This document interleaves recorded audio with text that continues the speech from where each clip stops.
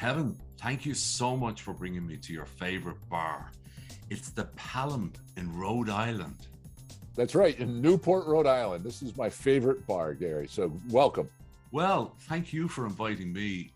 It's not like any Irish bar I ever saw. It's very elevated. It looks beautiful, but there's obviously some appeal for you, and I'd love to know what it is. Well, where we're sitting is on the second floor of the Pelham. So the first floor would be a very familiar Irish pub, but I wanted to show you the second floor for a very specific reason. Okay. Is the night my wife told me she was pregnant with our first son, I had scheduled a surprise birthday party at this very room with all of our favorite friends. And she had no idea. So she told me she was pregnant. And I was like, oh my God. And we went out to this surprise birthday party. We show up, there's like 100 of our favorite friends, and all night she was trying to avoid drinking. And so a very momentous and memorable occasion. So I thought you'd enjoy seeing that. Oh, that's a fantastic. And your daughter, your son arrived on time, and you bring them back for the odd lemonade, do you?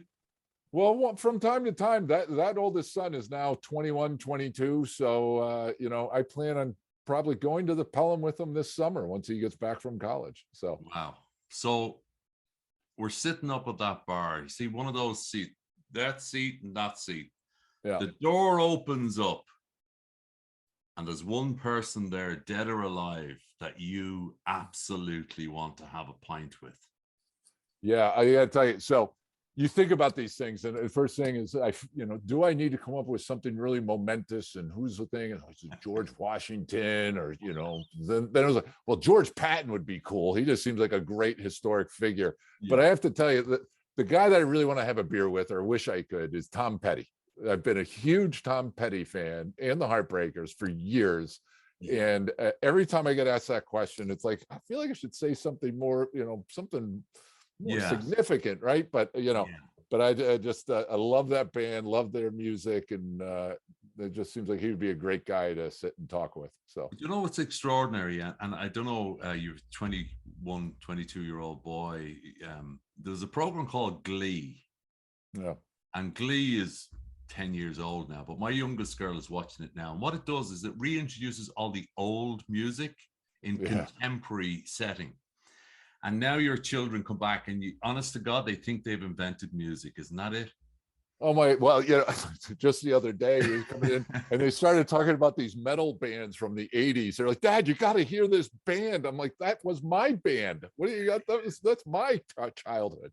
They're trying to steal my childhood, Gary. They're trying to steal my childhood. Or my daughter recently came into Denise, my wife, and she said, listen to this song. Isn't it magnificent? Wow, listen to this. An old Whitney Houston song that has been remixed, But in saying that, we'll get on to a few other chats, but in saying that, music is a great thing for a catalyst for joining the generations, because Spotify, my goodness, what an app that is.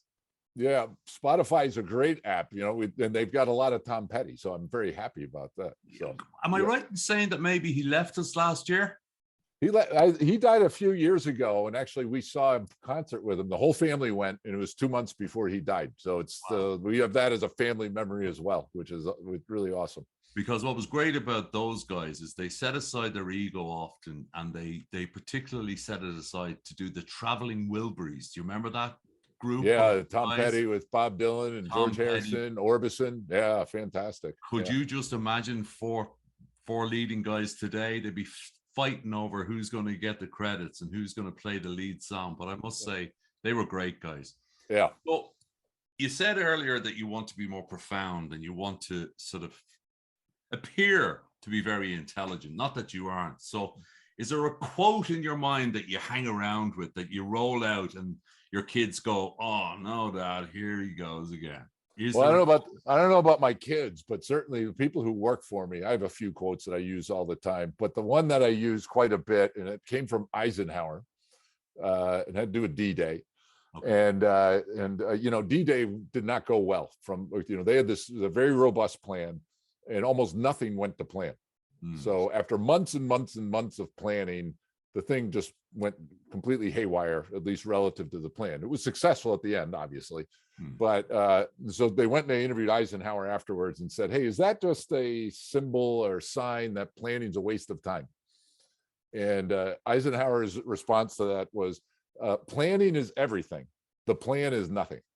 And so the point is that doing the planning exercise, you may or may not go and execute that plan, but going through that and thinking through all of the details actually is a very useful exercise, even if that's not actually what happens. So you're not trying to predict what happens, but trying to prepare for, you know, when something goes awry, everybody knew, well, we still have this objective, and how do we get to that objective? So I've always loved that quote. And but isn't it always lovely to get a quote from something like, I'm not military, I don't know if you're military, but totally out of our own lane that you can equate. I went to a talk not too long ago with a guy called Hadfield. He was one of the guys that was up in the space station going around, and in affinity with Ireland because his daughter was in Trinity College, and every time he'd fly over, he'd play a ground control to Major Tom on his guitar. That's what he's famous for. But what he once said, and when I was listening to him, he said, as astronauts, what we do is we train for failure. Right. We train for failure, and you're scratching your head and you're trying to work it out. And he regaled then about the first dudes that landed on the moon. They didn't have the telescopes that were sufficient to see the micro, what it was going to be like 30 meters above the landing spot.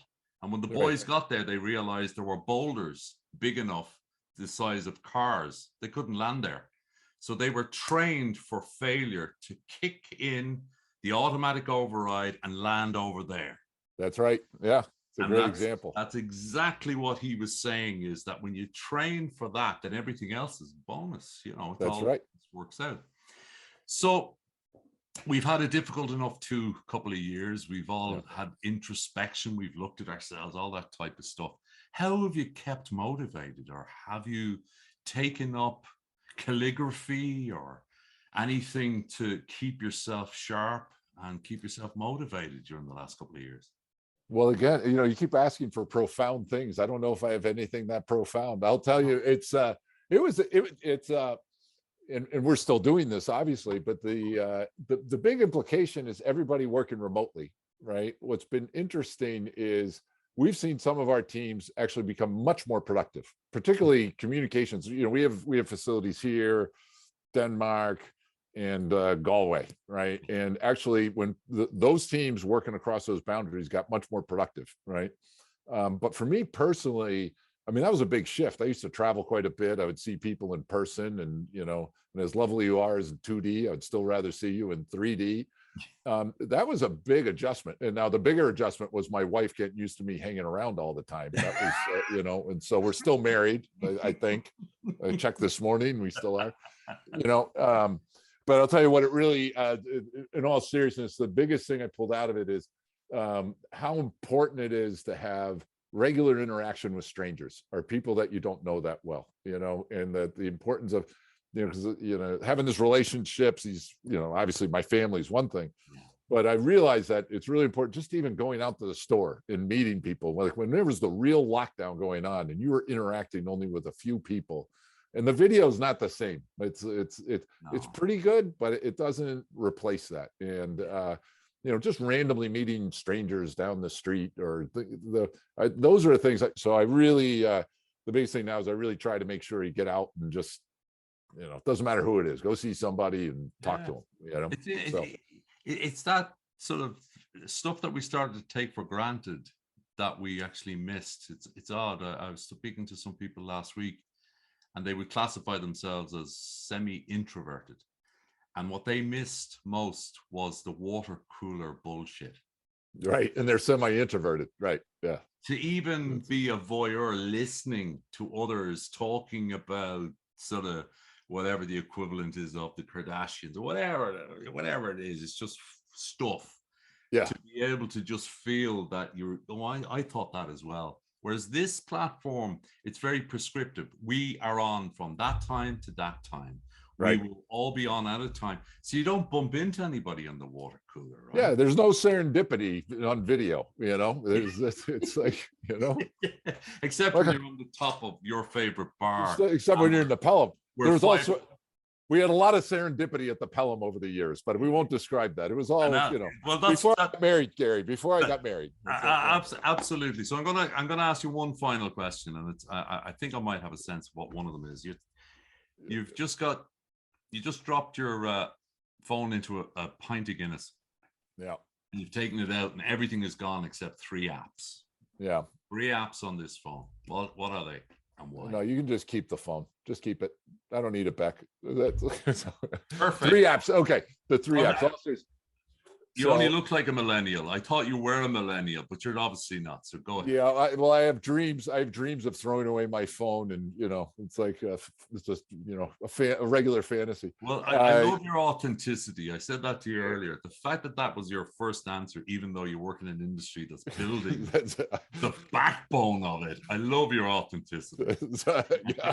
So there's times I want to just throw it all away. You know, I grew up in the middle of nowhere, Pennsylvania. I mean, you know, we had 100 acres of land. It wasn't all ours, but it was, you know, and I would, you know, I'd go out in the morning and wander around in the woods all day. And then I'd come back and my mom was like, "Oh, did you leave?" You know, it's like, so I was the 4th of 4 children. She didn't like me very much, but okay. She didn't know you. She would have liked you, but she didn't know you that well. Well, my mom's favorite quote was, you know, I love you guys always, but right now I don't like you very much, you know? So it's fair enough. But the 3 apps, okay, so you'd have to have iMessage. I can't get away with it. You know, I used to have Android phones and I had to go to iPhone because all my family was on iMessage. It was like, it almost broke the family. You keep a browser and then you keep the phone app. That's it. Those are the 3. So. Well, it's been short. It's been sharp. I do have one other question. Where did you live in Pennsylvania?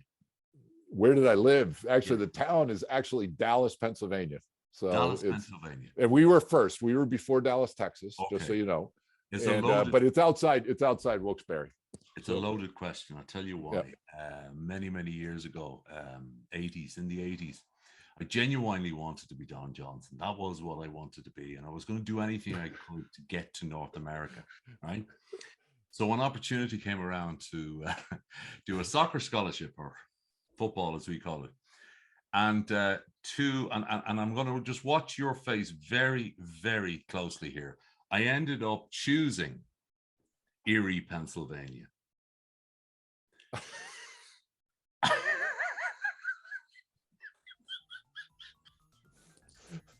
Oh my God! I can see that was by choice.